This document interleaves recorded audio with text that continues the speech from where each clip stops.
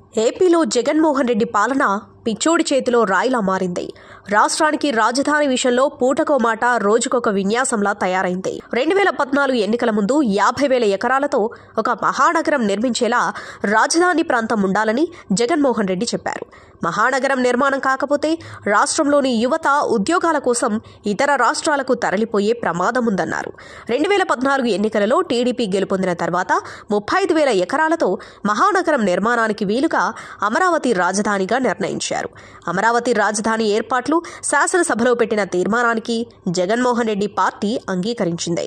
2019 ఎన్నికల ముందు అమరావతి రాజధానిని జగన్మోహన్ రెడ్డి ప్రభుత్వం వస్తే మార్చివేస్తారని తెలుగుదేశం పార్టీ విస్తృతంగా ప్రచారం చేసింది. అమరావతిలోనే జగన్మోహన్ రెడ్డి ఇల్లు కట్టుకుంటున్నారు, అమరావతి రాజధాని అంటూ జగన్మోహన్ రెడ్డితో పాటు వైసీపీ పార్టీ శ్రేణులందరూ కూడా ముక్తకంఠంతో చెప్పి ప్రజలను నమ్మించారు.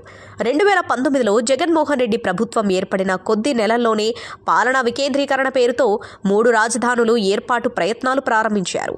3 రాజధానుల ప్రకటనపై అమరావతి రైతులు ఒక్కసారిగా ఉద్యమ బాట పట్టారు.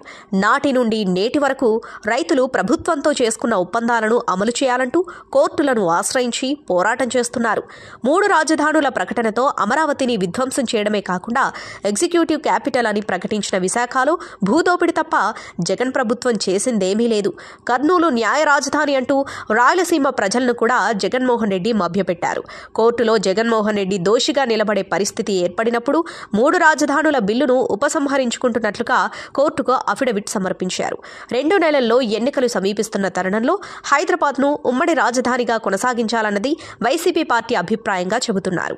10 ఏళ్ల క్రితం రాష్ట్ర విభజన జరిగి రాజధానిని అభివృద్ధి చేసుకోవాల్సిన జగన్మోహన్ రెడ్డి ప్రభుత్వం పాలనా వైఫల్యంతో చేతులెత్తేశాయి. ఒక్క రాజధాని అభివృద్ధి చేయడం చేతగాని ముఖ్యమంత్రి జగన్మోహన్ రెడ్డి 3 రాజధానులంటూ 5 ఏళ్లుగా 3 ముక్కలాటతో పాలన సాగించారు. మళ్లీ ఇప్పుడు రాజధానుల సమస్య పరిష్కారం అయ్యే వరకు హైదరాబాదే ఉమ్మడి రాజధానిగా ఉండాలంటున్నారు.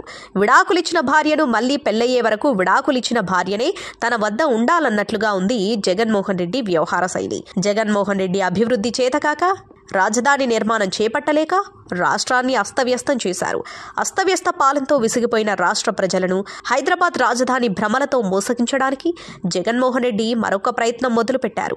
తెలంగాణలో బీఆర్ఎస్ పార్టీ ఓటమి పాలైంది. ఏపీలో జగన్మోహన్ రెడ్డి ప్రభుత్వం ఓటమి దిశగా పయనిస్తుంది. 2 ప్రాంతాలలో ప్రజల మధ్య భావోద్వేగాలు రెచ్చగొట్టి ఇరు పార్టీలు లబ్ధి పొందడమే లక్ష్యంగా వైసీపీ పార్టీ 10 ఏళ్ల తర్వాత హైదరాబాద్ ఉమ్మడి రాజధాని అన్న ప్రకటన చేస్తుంది. జగన్మోహన్ రెడ్డి వైసీపీ పార్టీ పెట్టిన తర్వాత రాజధాని విషయంలో ఇప్పటి వరకు ఒక్క మాట మీద నిలబడ్డ దాఖలాలు లేవు. 10 ఏళ్ల వయసుకొచ్చిన కుర్రాడికి తండ్రెవరో చెప్పలేని దుస్థితి ఏర్పడితే ఎలా ఉంటుందో రాష్ట్రం ఏర్పడి 10 ఏళ్లైనా రాజధాని లేని రాష్ట్రంగా ఉంది. ఈ పరిస్థితిని చూసి రాష్ట్ర ప్రజలు పక్క రాష్ట్రాలలో పక్క దేశాలలో సిగ్గుతో తలవంచుకుంటున్నారు. అయినా వైసీపీ పాలకులకు మాత్రం సిగ్గు ఎగ్గు లేకుండా రోజుకో మాట పూటకో మాట మాట్లాడుతూ రాజధాని విషయంలో పిచ్చిగంతులు వేస్తున్నారు. ఆంధ్ర రాష్ట్ర ప్రజలు తెలుసో తెలియకో పిచ్చోడి చేతిలో రాష్ట్రాన్ని పెట్టారు. వచ్చే ఎన్నికలలో పిచ్చోడిని రాళ్లతో కొట్టి తరమడానికి సిద్ధంగా ఉన్నారు.